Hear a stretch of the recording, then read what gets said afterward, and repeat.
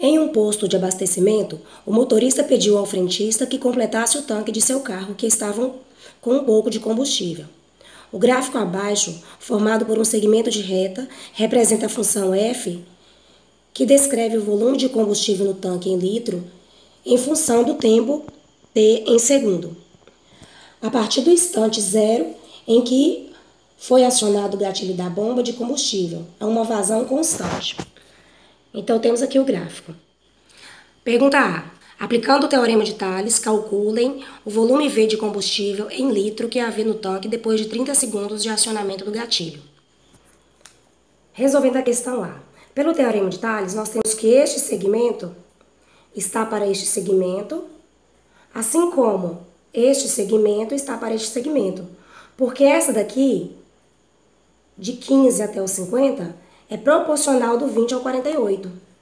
E o 15 até o 30 é proporcional do 20 até V, que é em 30 segundos. Então, colocando aqui, ó, 50 menos 15, que é a medida desse segmento aqui. 50 menos 15. Está para este segmento, que é o que é proporcional a ele. Esse aqui, 48 menos 20.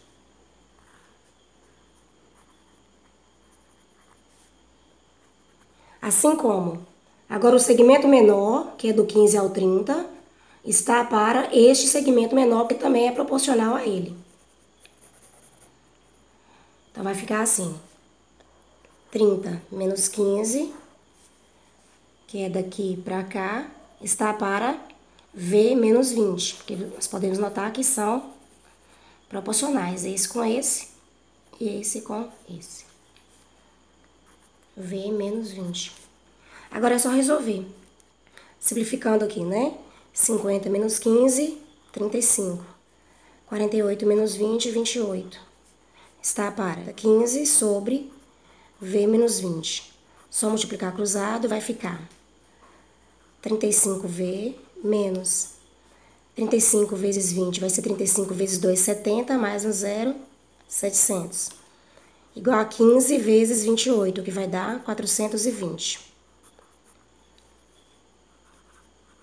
35V é igual 420 mais 700. 35V, 700 mais 420, 1.120. V igual a 1.120 dividido por 35. V igual a 32 litros.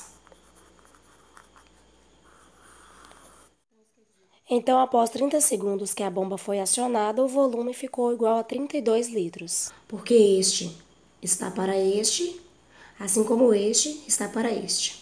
Agora a pergunta B. Aplicando o teorema de Thales, calcule a quantidade de combustível em litro que havia no tanque quando o motorista parou no posto. Então, quer dizer que aqui quer saber o volume inicial, que a gente pode chamar de V0.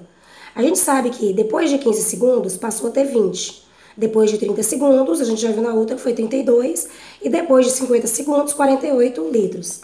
Mas quer saber aqui, ó, quando ele parou, quanto é que ele tinha. A gente pode pegar o seguinte, esse segmento aqui, ou seja, de 15 segundos até 50 segundos, ele passou de 20 para 48.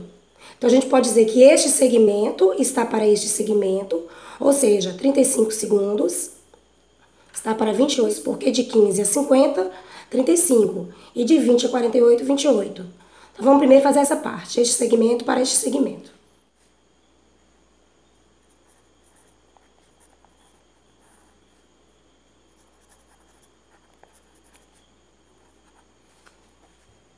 Assim como de 0 até 15 vai ser o volume inicial e depois de 15 segundos. O volume inicial é esse aqui, que a gente pode chamar de V0. E depois de 15 segundos foram 20 litros. Então, a gente pode observar assim. Na hora em que a bomba foi ligada, tinha quanto de combustível? Tinha o V0. À medida que o tempo foi passando, essa quantidade de combustível foi aumentando até chegar em 15 segundos, que passou a ter 20 litros. Então, a gente pode dizer que este segmento aqui, ó, de 15 menos 0, de 0 a 15, está para este segmento aqui, de 20 a V0 ou de V0 a 20. Porque do instante 0 até o instante 15 segundos, ele aumentou da quantidade inicial, que é o V0, até 20 litros. Então, vamos colocar que 15 menos 0 está para 20 menos volume inicial. Agora é só resolver cruzado. Primeiro vamos simplificar aqui, vai ficar 35 sobre 28, assim como 15 sobre 20 menos o volume inicial. Multiplicando cruzado, vamos ter aqui 700 menos 35 volume inicial, igual a 420. Negativo 35 V0, o volume inicial, é igual a 420 menos 700. 35 V0 igual. Aí a gente multiplica por menos 1, vai ficar 35 V0 igual a 280. V0 será 280 dividido por 35. V0, ou volume inicial, igual a 8. Então, no instante em que o carro parou no posto, ele tinha 8 litros. A letra C diz assim: resolvam os itens A e B de outra maneira. Uma outra maneira da gente resolver é a gente raciocinar o seguinte: quantos litros por segundo que é despejado no tanque desse carro quando se aciona o gatilho? Então, nós vamos descobrir quantos litros por segundo. Litros por segundo. Aí a gente observa que no instante 15 segundos havia 20 litros. E no instante 50 segundos passou a ter 48 litros. Então aqui, de 20 para 48 vai dar 28 litros. Então foram despejados 28 litros do instante 15 para o 50, que são 35 segundos. Então 28 litros em 35 segundos. Assim a gente pode fazer essa razão. 28 litros em 35 segundos. Assim, a gente vai saber quantos litros são despejados por segundo. Fazendo essa divisão de 28 por 35, a gente vai achar 0,8. A gente vai dividir assim, ó. 28 dividido por 35. Não dá para dividir, você acrescenta um zero aqui, coloca um zero aqui e uma vírgula. Aí você vai dividir de 280 por 35, que vai dar 8. 8 vezes 35 vai dar 280 e zerou a conta. Então, a razão de 28 litros em 35 segundos vai dar 0,8 litros por segundo. 35 segundos, 28 litros. Se 28 está para 35, vai dar 0,8 litros por segundo. Sendo assim, você vai raciocinar o seguinte: se em 15 segundos foram 20 litros, de 15 segundos até 30 segundos, ou seja, 15 segundos depois disso aqui, passou de 20 para V, que é a pergunta A. Quantos litros tinham em 30 segundos? Então, se daqui até aqui passaram-se 15 segundos, porque de 15 até 30, eu vou pegar 30 menos 15, vai dar 15. Eu vou multiplicar 15 vezes a quantidade de litros por segundo, que é 0,8, para poder achar quantos litros despejou daqui até aqui. Então, daqui até aqui, proporcional a daqui até aqui. Então, em 15 segundos, quantos litros foram despejados? Eu vou simplesmente multiplicar 15 segundos vezes 0,8. 5 vezes 8, 40, vai 4. 1 vezes 8, 8, com 4, 12. Tem uma vírgula aqui, uma casa depois da vírgula, então também uma casa depois da vírgula. Então, em 15 segundos, foram 12 litros. Então, daqui até aqui, ou seja, 15 segundos, você despejou 12 litros. Mas eu já tinha 20 litros aqui, então 12 mais 20 vai dar 32 litros o total aqui.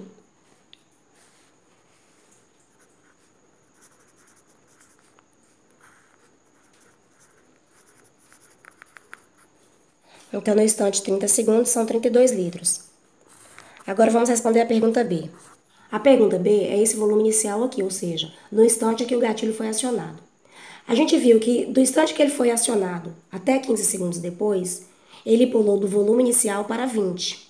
A gente já sabe também que em 15 segundos, a gente viu na questão anterior, que se despeja 12 litros de gasolina.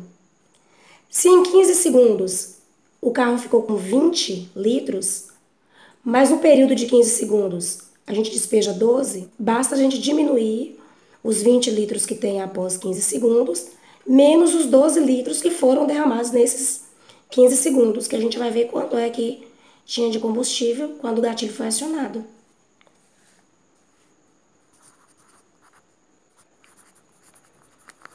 Achamos assim que o carro tinha anteriormente 8 litros de combustível. O gráfico abaixo, formado por 4 pontos, representa uma função de 0, 5 e 8 em 2, 4, 6 e 7. Por quê?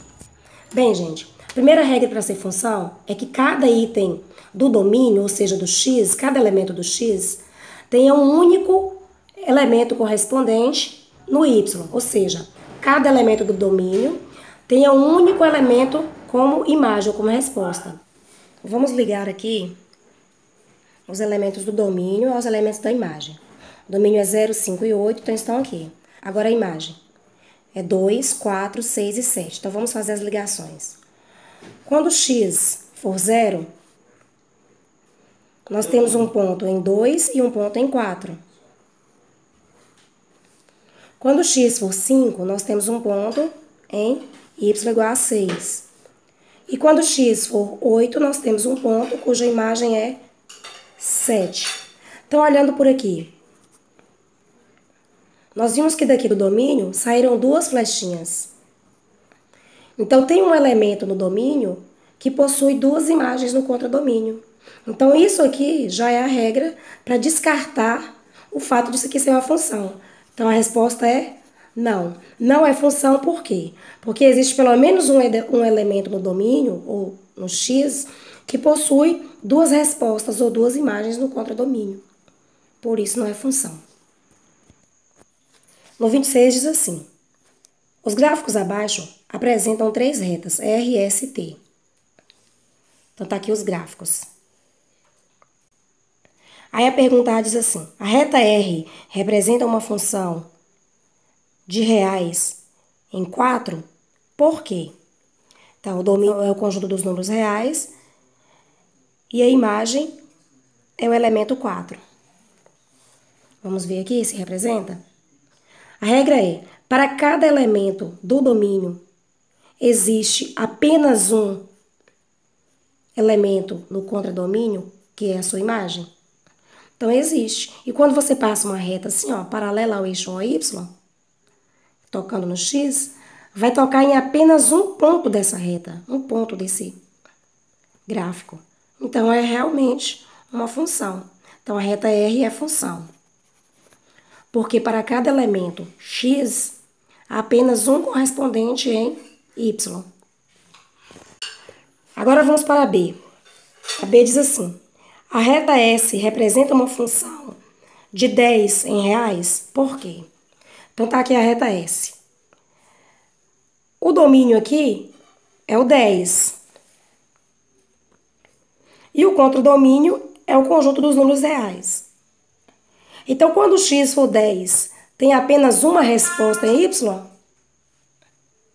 Não, a gente pode ver que tem várias respostas.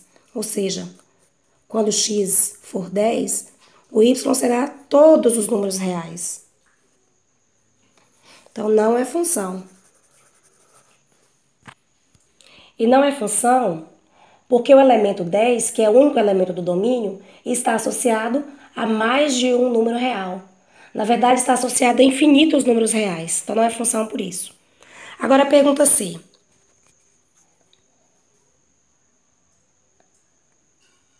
A reta T representa uma função de reais em reais? Por quê? Então, temos aqui o gráfico e essa reta T. Se eu pegar x igual a 0, eu vou ter negativo 5 como resposta. Se eu pegar os números maiores que 0, sempre eu vou ter um elemento no y como resposta, mas nunca será o mesmo elemento. E quando o x for 9, a resposta vai ser 0. Quando o x for mais de 9, vão ser números acima de 0 no y. Então, a pergunta é: Para cada elemento x do domínio, existe apenas uma única resposta para cada um deles no y, que é no contradomínio? Sim. Se a gente passar uma reta paralela ao eixo OY, que passa pelo x, a gente vai tocar essa reta em apenas um ponto. Acontecendo isso, então provou-se que isso aqui, essa reta T, é uma função. Pois para cada número real está associada um único número real. Pois cada número real do domínio está associado a um único número real no contradomínio. A questão 27 diz assim: o gráfico abaixo representa uma função f de negativo 6 a 5 em reais. Então, o domínio é de negativo 6 até 5 de x e o contradomínio são números reais.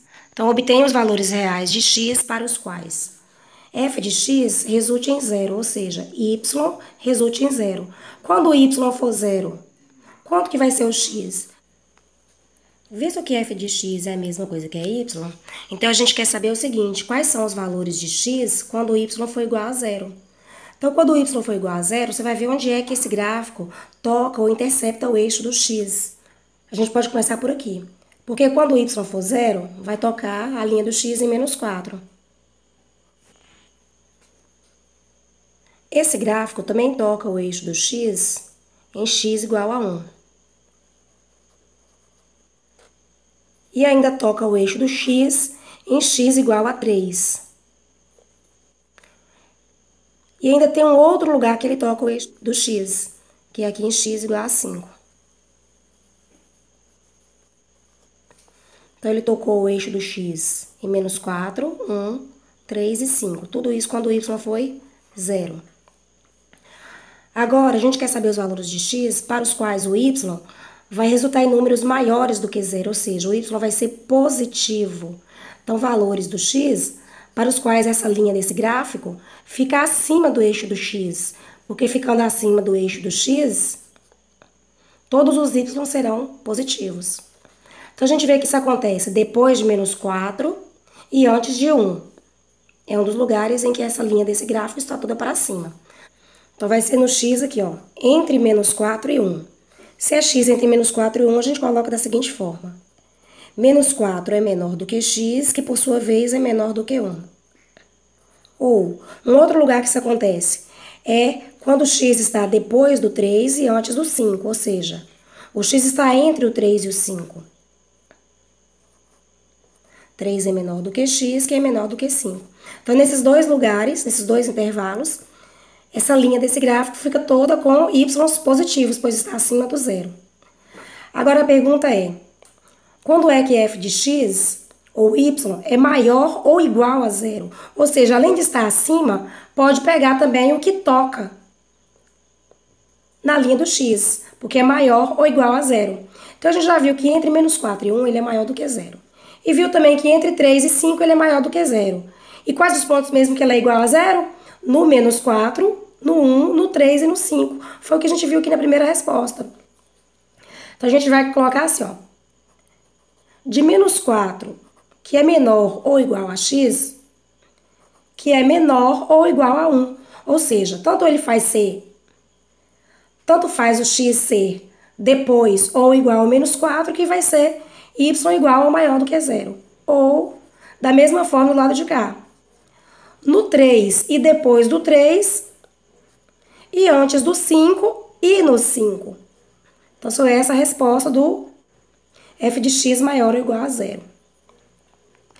Agora, quer saber os valores para os quais f de x ou y vai ser menor do que zero? Ou seja, quando é que o y vai ser negativo? Vai ser daqui para baixo. A gente pode perceber que o y é negativo aqui, ó. De menos 6 até antes de chegar no menos 4. Então, o x vai estar entre esses valores aqui. Se é entre, a gente coloca o seguinte. Menos 6 menor ou igual a x, porque aqui é uma bolinha fechada, que é menor do que menos 4. Então, antes do menos 4, ela está para baixo. No menos 4, ela está igual a zero, está nula. Qual outro lugar que isso acontece? Aqui, ó. quando x for maior do que 1 e menor do que 3. Ou seja, o x vai estar entre 1 e 3. Então, são só nesses dois pontos. Agora, quando é que f de x é menor ou igual a zero? Ou seja, o y pode assumir valores negativos e pode também estar na linha do zero. A gente vai ver que é de menos 6 até menos 4, inclusive o menos 4, porque no menos 4 o y é zero. Então, vamos colocar menos 6 menor ou igual a x, que é menor ou igual a menos 4. Ou, a gente pode perceber que é em x igual a 1, o y é zero. E depois do que isso, também o y vai assumir valores negativos até chegar em x igual a 3, porque x igual a 3, o y também é zero. Então, vamos colocar aqui 1 menor ou igual a x, que é menor ou igual a 3. E ainda tem o ponto 5, porque quando x for 5, o y também vai ser zero. Então, ainda podemos acrescentar aqui, ó, ou x igual a 5. Que como pode ser o igual também. Então, tá aí a questão 27. No plano cartesiano abaixo estão representadas duas funções, f e g, de domínio de menos 3 a 6 e contradomínio R. Então, tá aqui o domínio, daqui do menos 3 até o 6, e o contradomínio são os conjuntos dos números reais. Determine os valores de x tais que f de x seja igual a zero. Então, f de x é essa função azul. Para quais valores o y dessa função azul vai ser igual a zero? A gente vê que só toca o eixo do x aqui em 12 sobre 5. Então, quando o x for 12 sobre 5, o y dessa função azul, que é a função f, vai ser zero. Então, y é zero na função f quando o x for 12 sobre 5. A questão B é quando g de x é igual a zero, ou seja, quando é que o y da função g vai ser igual a zero? A função g é essa lilás aqui. Então, ela vai ser zero, ou seja, o y dela vai ser zero em que pontos do x? Em todos os pontos que essa função g intercepta o eixo do x, que vai ser aqui no próprio zero do x e o outro lugar é no 6 do x. 0 ou x igual a 6. A pergunta C. Quando é que f de x vai assumir valores maiores do que zero, ou seja, vão ser positivos? Lembrando que f de x é essa.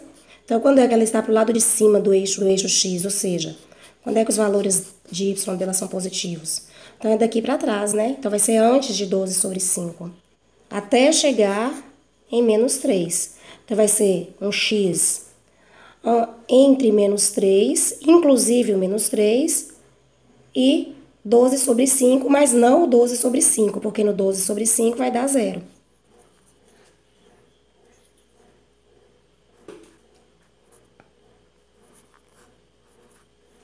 A pergunta D. Quando é que f de x vai ser menor do que zero? Ou seja, quando é que os resultados y da função f, quando é que f de x vai assumir valores negativos? Ou seja, quando é que essa função f vai ter valores abaixo de zero?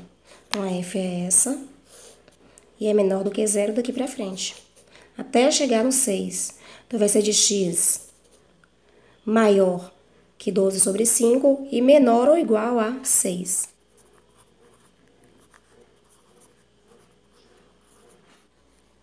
Pergunta é, quando é que g de x é maior do que zero? Ou seja, quando é que essa função está acima do zero? Ou seja, assume valores positivos para y. A gente pode ver que é depois de x igual a zero, até antes de x igual a 6. Então, aqui, o x entre 0 e 6, o y dessa função g vão ser todos valores positivos.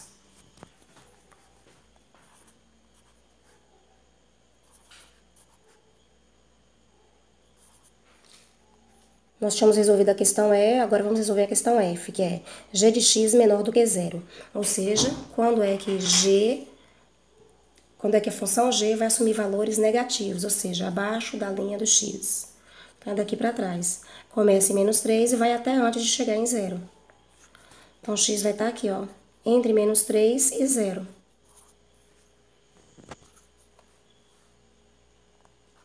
Menos 3 menor ou igual a x, que é menor do que zero. A questão G quer saber quando é que f de x vezes v de x vai dar valores menores do que zero, ou seja, valores negativos. Visto que na multiplicação, para um produto de dois números dar negativo, tem que ser um positivo vezes um negativo, ou um negativo vezes um positivo. Então, para f de x vezes g de x dar negativo, vai ter que ser nos pontos do x, ou da abscissa. Então, vai ser nos pontos em que f vai ser positiva e g negativa, ou nos pontos em que f for negativa e g positiva. Então, vendo aqui, ó, a gente vê que f ela é positiva de menos 3 até antes de 12 sobre 5. Então, já que aqui é positivo para f, para dar negativo, a gente vai ter que pegar o negativo de g. E g é negativo de menos 3 até antes de 0. Então, qual a interseção entre eles? Essa aqui é positiva aqui, enquanto essa é negativa aqui. Então, positivo vezes negativo vai dar negativo, que é justamente o que está pedindo aqui. Então, vai ser no ponto de menos 3 até antes de 0. De menos 3 até antes de 0, porque nesses dois pontos, entre esses dois pontos, uma é positiva e a outra é negativa. Também tem um outro lugar que isso acontece. É aqui, ó, depois de 12 sobre 5. Porque depois de 12 sobre 5, f é toda negativa e g é toda positiva. Então, positivo vezes negativo, negativo.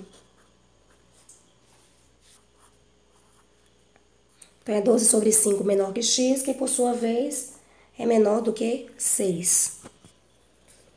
Agora a questão é f. Quando é que f de x dividido por g de x vai dar valores positivos? Então, assim como na multiplicação, o jogo de sinais para divisão vai ser o seguinte. Positivo dividido por positivo, positivo. E negativo dividido por negativo, positivo. Se eu quero saber quando é que ela vai ser positiva, eu tenho que pegar os pontos de abscissa, os pontos de x, onde as duas estão do lado de cima ou as duas estão do lado de baixo. A gente pode perceber que aqui g está do lado de baixo, enquanto f está do lado de cima, então não serve. A gente já viu que é negativo, porque positivo com negativo, negativo. Aqui da mesma forma. Já que nesse ponto, entre o 0 e o 12 sobre 5, tanto g está do lado de cima, como f também está do lado de cima. Então, essa é a interseção entre elas. Então, vai ser depois de 0 e antes de 12 sobre 5. Sendo assim, fica 0 menor que x e x menor que 12 sobre 5.